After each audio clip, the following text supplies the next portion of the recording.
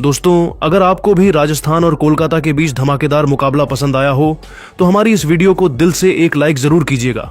आज की वीडियो को लाइक टारगेट केवल 400 लाइक का है।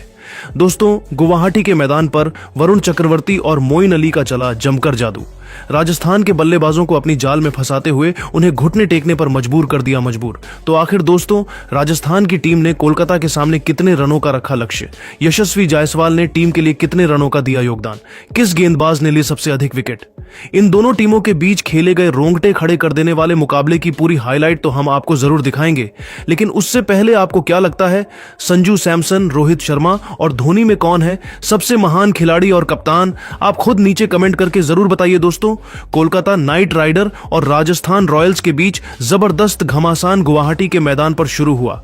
इस मुकाबले में सिक्का उछाला गया तो टॉस के बॉस बने अजिंक्य रहाणे, लेकिन उन्होंने पहले गेंदबाजी करने का फैसला किया और राजस्थान की टीम को बल्लेबाजी करने के लिए आमंत्रित किया। राजस्थान की तरफ से इस मुकाबले में धमाकेदार पारी की शुरुआत करने के लिए संजू सैमसन के साथ यशस्वी जायसवाल की खतरनाक जोड़ी मैदान पर उतरी। वहीं कोलकाता की तरफ से पहला ओवर लेकर आए स्पेंसर जॉनसन, लेकिन पहली ही गेंद पर इनका स्वागत करते हुए जायसवाल ने शानदार चौका जड़ा और टीम का खाता।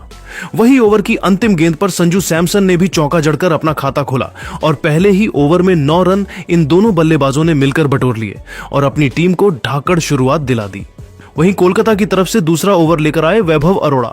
शानदार गेंदबाजी का नजारा दिखा रहे थे, राजस्थान के बल्लेबाजों को खूब परेशान कर रहे थे। इस ओवर में दोनों बल्लेबाजों को सिंगल डबल से संतोष करना पड़ा और केवल 5 रन बटोर पाए। 2 ओवर में राजस्थान का स्कोर 14 रनों तक पहुंच पाया। तीसरा ओवर लेकर आए एक बार फिर विकेट की तलाश में स्पेंसर जॉनसन, लेकिन इस बार यशस्वी जायसवाल ने उन्हें बिल्कुल भी नहीं छोड़ा और पहली ही गेंद पर करारा प्रहार करते हुए चौका जड़ दिया और टीम के स्कोर को तेजी से आगे बढ़ाया। इसके बाद भी यशस्वी जायसवाल का बल्ला रुकने का नाम नहीं लिया। 5वीं गेंद को छक्के में तब्दील कर उनकी जमकर कुटाई कर दी और टीम के स्कोर को 3 ओवर में ही 26 रनों तक पहुंचा दिया।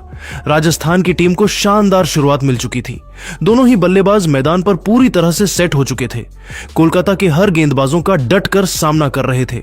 वहीं कोलकाता के गेंदबाजों को लगातार विकेट की तलाश थी। एक बार फिर गेंदबाजी करने के लिए टीम की तरफ से चौथा ओवर लेकर आए वैभव अरोड़ा। इनका स्वागत इस बार संजू सैमसन ने पहली ही गेंद पर चौका लगाकर किया, लेकिन वैभव अरोड़ा ने इस चौके का बदला लेते हुए ओवर की 5वीं गेंद पर संजू सैमसन को क्लीन बोल्ड कर पवेलियन का रास्ता दिखा दिया और अपनी टीम को पहली सफलता 33 रनों के स्कोर पर दिला दी। संजू अपनी टीम के लिए 13 रन बनाकर पवेलियन लौट गए, लेकिन यशस्वी जायसवाल अभी भी मैदान पर टिके हुए थे। उनके साथ देने के लिए अब रियान पराग आ चुके थे। इन दोनों खिलाड़ियों के कंधों पर टीम की पूरी जिम्मेदारी टिकी हुई थी। 4 ओवर में राजस्थान का स्कोर 34 रनों तक 1 विकेट पर पहुंच पाया। कोलकाता की तरफ से बॉलिंग स्पेल में बदलाव देखने को मिला। कप्तान अजिंक्य रहाणे ने 5वां ओवर फेंकने के लिए हर्षित राणा को बुलाया, लेकिन इनका स्वागत रियान पराग ने अपने अंदाज में दूसरी ही गेंद पर खतरनाक छक्का लगाकर किया और टीम के स्कोर को रॉकेट के रफ्तार की तरह आगे बढ़ाया। लेकिन उसके बाद हर्षित राणा ने शानदार गेंदबाजी की बल्लेबाजों को रन बनाने के लिए तरसा दिया और केवल 7 रन इस ओवर में दिए।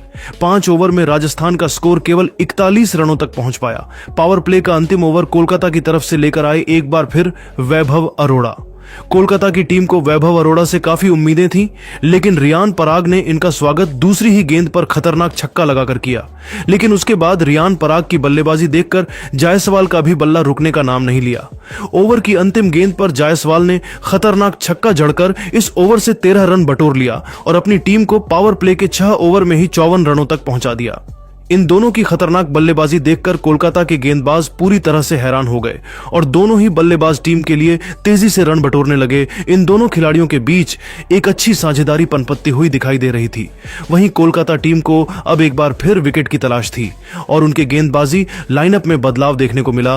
पावर प्ले के बाद 7वां ओवर लेकर आई टीम के सबसे खतरनाक फिरकी के जादूगर मोइन अली।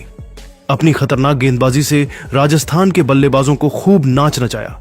एक रन के लिए बल्लेबाजों को तरसा दिया। जायसवाल और पराग संभल कर बल्लेबाजी कर रहे थे। मोइन अली ने अपने ओवर में केवल 5 रन दिए। 7 ओवर में कोलकाता का स्कोर केवल 59 रनों तक 1 विकेट पर पहुंच पाया। कोलकाता की टीम मैच में वापसी करते हुए नजर आ रही थी, क्योंकि राजस्थान का स्कोर अब धीरे धीरे आगे बढ़ रहा था। कोलकाता की टीम ने एक बार फिर अपनी बॉलिंग स्पेल में बदलाव किया।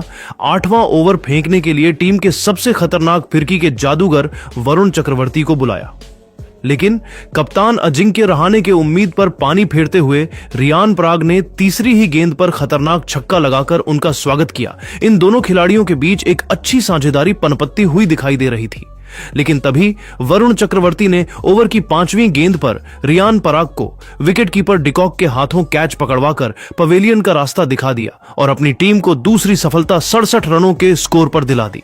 रियान पराग अपनी टीम के लिए 25 रन केवल 15 गेंद में बनाकर पवेलियन लौट गए, लेकिन यशस्वी जायसवाल अभी भी मैदान पर टिके हुए थे। उनके साथ देने के लिए अब नए बल्लेबाज नीतीश राणा आ चुके थे। इन दोनों खिलाड़ियों के कंधों पर टीम की पूरी जिम्मेदारी आ चुकी थी।